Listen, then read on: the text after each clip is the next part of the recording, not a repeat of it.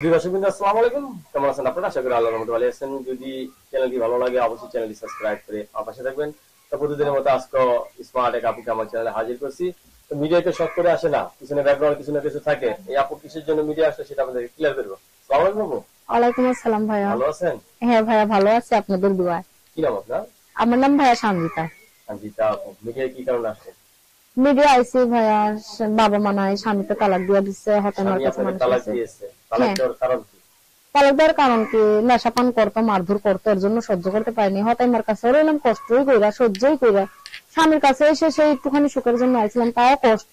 এখন কি সারাসারি হয়ে গেছে? হ্যাঁ, সারাসারি একেবারে কাজ সব ফাইনাল হয়ে গেছে। এখন জাস্ট আমি বিয়ের জন্য আইছি। হ্যাঁ, এখন একটা স্বামী দরকার কি, আমি যে আমাকে 2 বেলা 2 মুঠো খাবে, আমার বাচ্চাটাকে নিজের বাচ্চার মতো দেখবে, আমি তাকেই চাই। আমি টাকা পয়সা সোনা দানা চাই না। হ্যাঁ, আমার একটা বাচ্চা আছে, আল্লাহর নামে একটা বাচ্চা আছে। আপনি এখন নতুন করে জীবনটাকে সাজাতে চাচ্ছেন? হ্যাঁ। জীবনে একবার ধরা খেয়েছেন? হ্যাঁ ভাইয়া, অনেক ধোঁয়া খাইছি। আমি আসতে চাইছিলাম না, এই যে আমাদের মানে অনেক বসছেন দেখে না, বিয়া তো অনেক করিনি, মানে আমি আসতে চাইছিলাম না মিডিয়ার সামনে। এই যে এখানে একটা পাশের রুমে শ্রাবন্তী আপু থাকে, হ্যাঁ অনেক কথা বলে বলতেছে, তোমার এত কষ্ট এত অভাব, তা তুমি এটুকু যাও না। একমাত্র নেশা করার কারণে ছেড়ে দিলেন স্বামীকে, নাকি অন্য কোনো কারণ আছে? মারধর করতো, আর বাবা মা করতো খালি সারাদিন আমার জন্য বলে, তার বাবা মা বলে তেজ্যপুত্র করে দেবে। স্বামীকে আদর্শ দিতেন না? আদর্শ আর ভালোবাসা সবই তো দিচ্ছি ভাই। আদর্শ পাইলে কি হবে, এখন ছেলে বাবা মার, যেই সংসারে যার স্বামী যে বাবা মার বুদ্ধি শুনবে, বাবা মার কথা শুনবে, তার সংসার জীবনও টেকবে না। হাজারো যদি আপনি টেকান, কিন্তু জীবনও টেকবে না। কত বছর যদি আপনি মানে বিয়া হয়েছে 3টা বছর, এই 3টা বছরে এখন সিঙ্গেল হয়েছে। বাচ্চার বয়স যখন 2 মাস, এই মানে 2 মাস, এখনই তালাক দিয়ে দিচ্ছে। এতদিন আপনি একা সিঙ্গেল থাকতে পারলেন?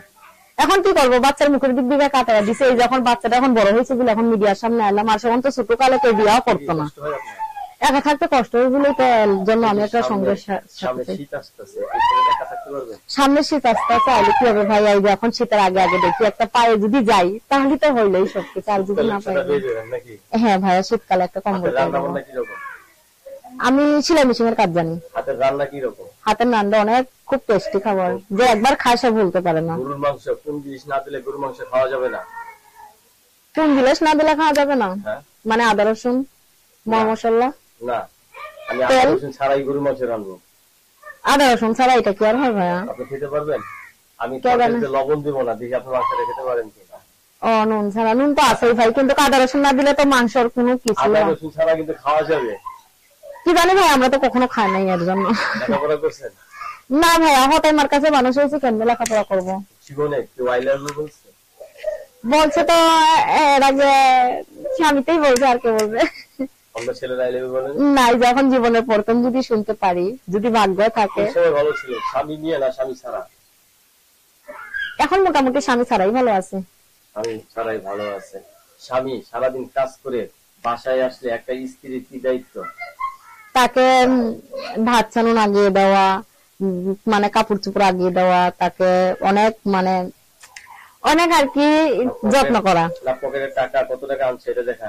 না না, তাকে আইলো, সে দুঃখে থেকেই আইলো না সুখে থেকেই আইলো, তার ভালো মন্দ শুনবো, তাকে সবকিছু আগিয়ে দেব, তার সাথে ফ্যানটা ছাইরা তার সামনে গরম ভাত হাজির করবো, তারপরে তার সাথে কথা বলবো। নিশিরাত্রে স্বামী স্ত্রী সব থেকে যে একটা মধুরময় সময়, সেই সময়টা যখন কাটায় তখন মেয়েদের কেমন লাগে আপনার মনে হয়?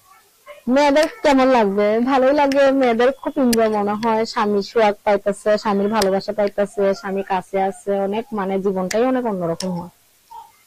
দর্শক, আপুর মুখ থেকে আমরা শুনলাম আপু একজন স্বামী খুঁজতেছে। আপুর মন মানসিকতা অত্যন্ত ভালো। ভাই আমি স্বামী খুঁজতেছি ঠিক কথা, কিন্তু ভাই আমার একটা কথা, ভাই কোনো ভাইয়ের আমার সাথে খারাপ ব্যবহার করবেন না। আমার বাচ্চার ফিটারের জন্য যদি আমার 1000 টাকা পাঠাইতে পারে আর আমার একটা সেলাই মেশিন কিনে দিতে পারে, আমি তাকেই আমার জীবনে চাই, না হয় আমি তাকে চাই না।